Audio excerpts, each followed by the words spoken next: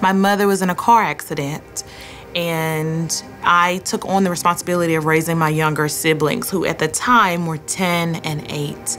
And so taking on that responsibility was difficult because I was still a kid. I was a senior in high school. They were still in school. I had no idea how to manage money, how to manage time.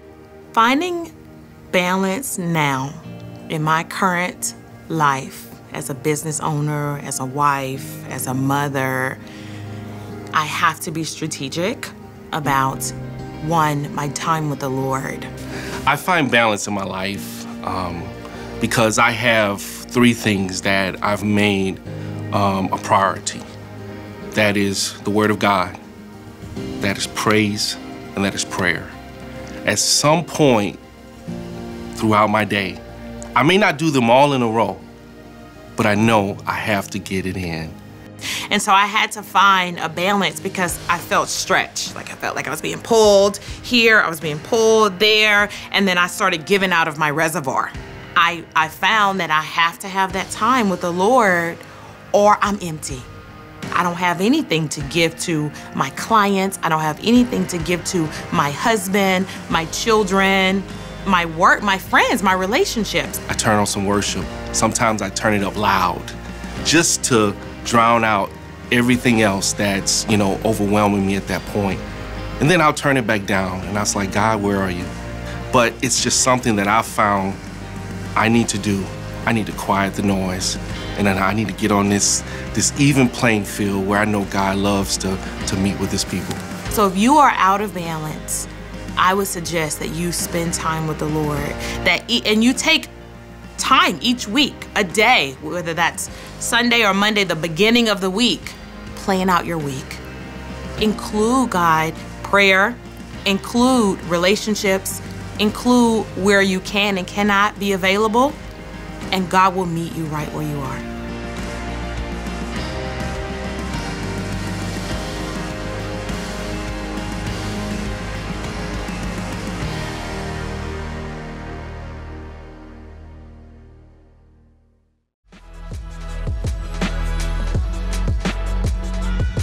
Hi, everyone, and welcome to the 3rd session in our series entitled Not Okay. My name is Steve Robinson, and I serve as the pastor of Church of the King. We all want to live a life filled with peace and purpose. The problem is, these are crazy times we're living in. It's hard to know where to start amidst all of life's chaos. And these times can leave you feeling anxious and even fearful. Today, we're going to look at time and stress management. Look, I get it. My schedule can get pretty crazy. I try to look at my calendar for the week on Sunday night, but it can get overwhelming with so many responsibilities, changes, and even family needs. How about you? Do you feel like your schedule and the demands on your life are pushing you over the edge? I think we could all raise our hands and say, Steve, I could use a little extra time in my life. I just can't seem to get it all done in the 24 hours. Well, let's start today by looking at the Apostle Paul's encouragement in Ephesians chapter 5. In this passage, Paul speaks of the importance of time. Ephesians chapter 5, verse 15 through 17. Here's what it says. Be very careful then how you live, not as unwise, but as wise, making the most of every opportunity because the days are evil. Therefore, do not be foolish, but understand what the will of the Lord is. Let's look at 2 key phrases in this passage. First, Paul called Christians to live very careful, not as unwise, but as wise. In life, we are to make the most of every opportunity. You and I are to seek God's wisdom about what we should do and the priorities we should set each day, week, month, and so forth. The second phrase that's so important here is making the most of every opportunity. You see, Paul is telling us, let's value every minute of our lives. Let's not waste time on unimportant things, but let's consider what's important and give ourselves to it. Every moment counts. If we don't properly manage our time and the opportunities we have, we live stressed. I know I do. If we don't properly manage the stress, the quality of our entire life diminishes greatly. And we end up not okay. You see, in America, we are one nation, hold on, listen, one nation under stress.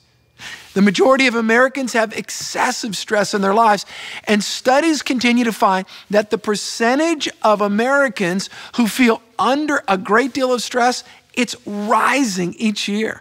And because of excessive stress, we are at epidemic levels of depression, anxiety, eating disorders, diabetes, heart disease, hypertension, sleep disorders, especially insomnia, and headaches.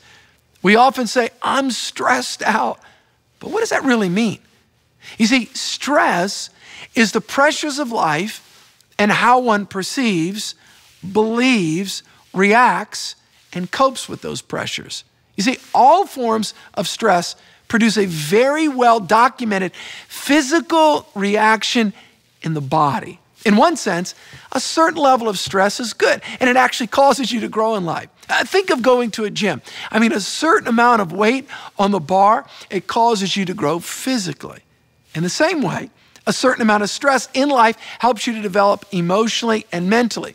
Okay, we've all heard that long-term stress, though, is bad for us. I'm talking about that chronic long-term stress that beats you down. We've all heard of adrenaline and what happens in our body when we live under long-term stress. It's very destructive. So why do we continue to live this way? Why don't we naturally recognize the dangers of excessive chronic stress, the stress that tears you down, that weighs you down? Well, the answer is quite simple. When stress comes, adrenaline increases in our body. We get that rush, and it temporarily makes us feel good. And honestly, many people are simply addicted to it. Elevated adrenaline levels give us a heightened sense of well-being, increased energy, a reduced need for sleep, and feelings of excitement. See, we can easily think that an adrenaline surge is good for us because it feels good, but only temporarily. That's why it's so addicting. The feelings of security that adrenaline provide can give us a dangerously false sense of well-being. And let me tell you something, I get it. I enjoy the rush of adrenaline. And I have to be careful to not live for a project after project and series after series and thing and accomplishing and building and let's build something, let's do something. I have to be careful that the adrenaline that comes from excessive stress, that I don't get hooked on that myself. I struggle with that in my life. And that's why this message is so important. See, building things and expanding for all of you business people, all of you, it's great. But you have to be careful because you can get over-adrenalized. That's not healthy. Maybe you can relate to what I'm talking about. So if we're going to live healthy, that's what we're talking about, and live a long life, and if we're going to have to learn then how to maximize our time and opportunities while managing our stress and our adrenaline. Today, let's learn some biblical principles for maximizing time while limiting life stressors. If we will gain understanding in these three key areas, listen, we all need this. We'll all see our lives change for the better, and we'll find the calm that we're desperately seeking. All right, you guys ready? I want you to follow along with your small group. This is going to be a very good discussion afterwards. So important. Number one, we've got to understand the principle of margin. See, every one of us is designed by God with limits, capacities, and boundaries that we are to function within. The Apostle Paul understood this when he wrote in 2 Corinthians chapter 10, verse 13. Here's what he said. We, however, will not boast beyond measure, but within the, there's that word, limits of the sphere which God appointed us, a sphere which especially includes you. What is Paul saying? I'll tell you what Paul's saying. Paul's saying, I know my sphere. I know my limitations. In other words, I know my boundaries, and I don't want to go beyond that because things begin to break down. In other words, Paul understood he had limits. Paul didn't go beyond his God-given assignment and limitations. Now, I want everyone in the small group, everyone follow along with me. I want you to repeat something after me if you feel comfortable, all right? This is important. Say, I am human. Humans have limits. Therefore, I have limits. Another word for limits here is our capacity. Friends, our capacity is our God-given emotional, mental, physical, and even spiritual abilities. And we all have different capacities. The Bible talks about this. One has 2, one has 5, different capacities, different abilities. And we all have limits attached to those. So we have a limit, but we also have a load. And I want to talk about that. Remember, we're talking about margin. Our load is our responsibilities, our tasks, our challenges, and our duties we carry through life. So we all have a load and we all have a limit. The difference between our limit and our load, what we're carrying, is margin. You see that? If our load exceeds our limit, we are marginless. If our limit exceeds our load, we have margin. In other words, we have excess capacity. In other words, we're not breaking down. In other words, we can sleep good at night. In other words, we have a joy in our soul. We're not burning out. The conditions of modern day living, they devour margin. Now, here's one practical principle to help you build margin into your life. Learn to say no to the many good things so we can say yes to the best things. Everyone say no. Say it. Ready? 1, 2, 3. No. It's probably the first word you ever learn, yet some of us forget how to use it when we grow up. And that's when we really need it. And maybe turning off the screens at night or during the day. Do you know studies are finding Americans are spending over 28 hours per week in front of an entertainment screen? Whether TV or playing games or on your phone, surfing online, Instagram, whatever it is, social media, 28 hours per week. What if we turned the time we used in front of a screen into productivity, connecting relationally, or in other ways to invest in healthy living? Maybe you need a technology boundary. Perhaps you get on social media maybe for 15 minutes in the morning to keep you in touch, right? But then you put it down the rest of the day. Personally, I've had a lot of opportunities in my life as a pastor. I've had a lot of opportunities to be on church boards and other nonprofit boards and other things, all right? But I know that I've got limits. Now, I didn't always know that. 10 years ago, when I burned out, what happened is I had more load than limit. So now I'm realizing, wait a minute, I've got a certain limit. And that's hard. By the way, that's hard to acknowledge, isn't it? For type A personalities, you've got limits. It's okay. Don't have more load than your limit. Remember, you and I have a certain capacity. I had to learn to say no. I can't do everything. All right, so number one, we've got to understand the principle of margin. Number two, we're talking about time management and lowering the stressors so that we can maximize God opportunities, right? Not so we can sit around and be lazy, but we want capacity to maximize our time. The way we do that is we understand margin. And number two, we've got to understand the principle of seasons, all right? The wisest man to ever live, King Solomon, wrote this to us in Ecclesiastes chapter 3, verse 1 to 3. Listen to what he said. To everything there is a season, a time for every purpose under heaven, a time to be born and a time to die, a time to plant and a time to pluck up what is planted, a time to kill and a time to heal, a time to break down and a time to build up. What Solomon's saying is there is an ebb and flow to life. There'll be busy seasons and there'll be slow seasons. There'll be building seasons and there'll be times to cut back. You and I can't live in harvest time all the time. There's planting and there's harvesting. In the spring, you plow and plant. In the summer, you water and it grows. Then in the fall, you reap.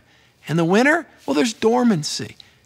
Yet things are still happening then. In other words, there's seasons in the agricultural world. God has built that principle into our earth. So you may be asking, Pastor, what about the whole concept of balance? I hear a lot about balance. Well, I think the whole balance thing can get a little bit misplaced for one reason.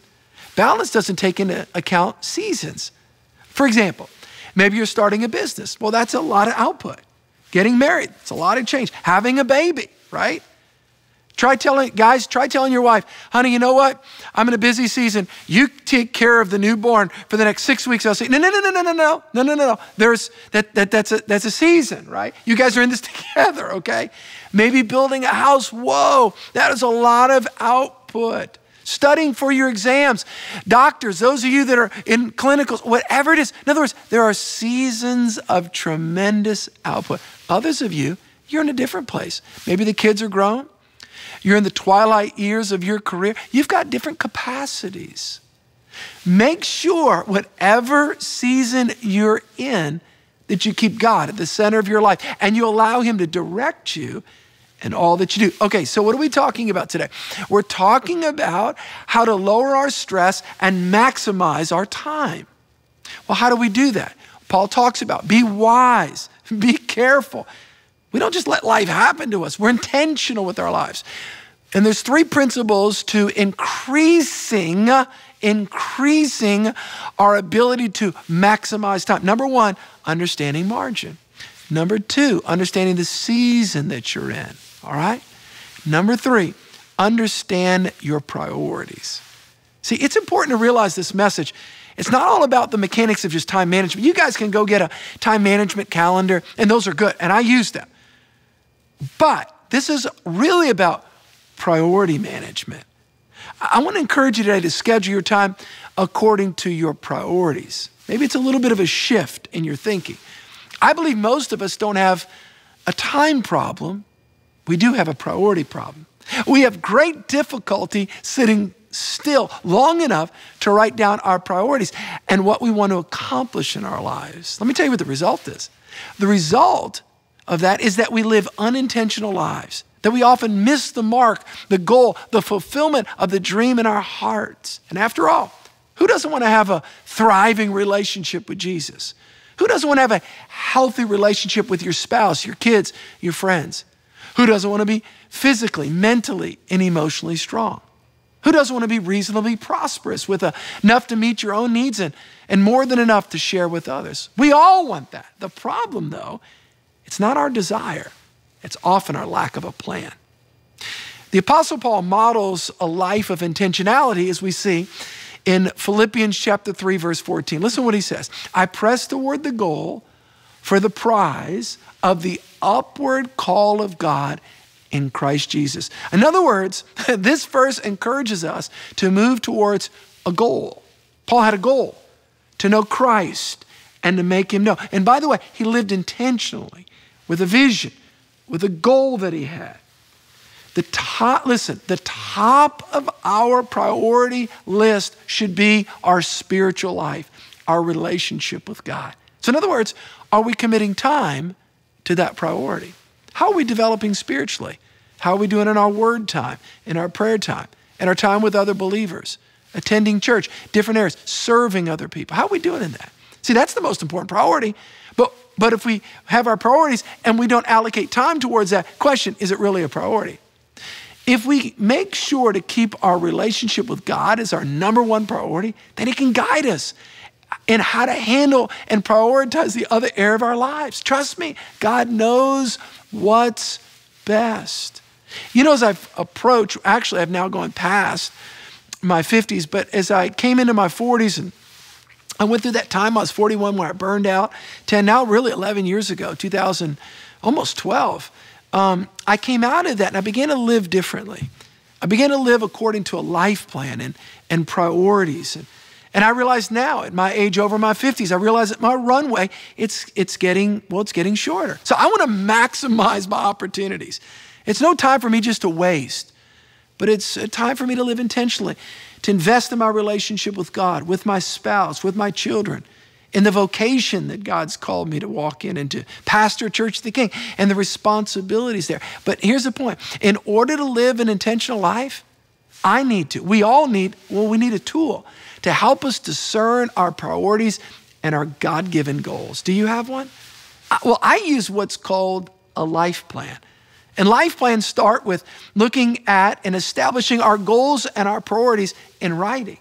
Now, a friend of mine who coached me, he was a life coach to me years ago after my burnout, Daniel Harkavy, has written a great book. It's called Living Forward. I do not recommend a lot of books, okay?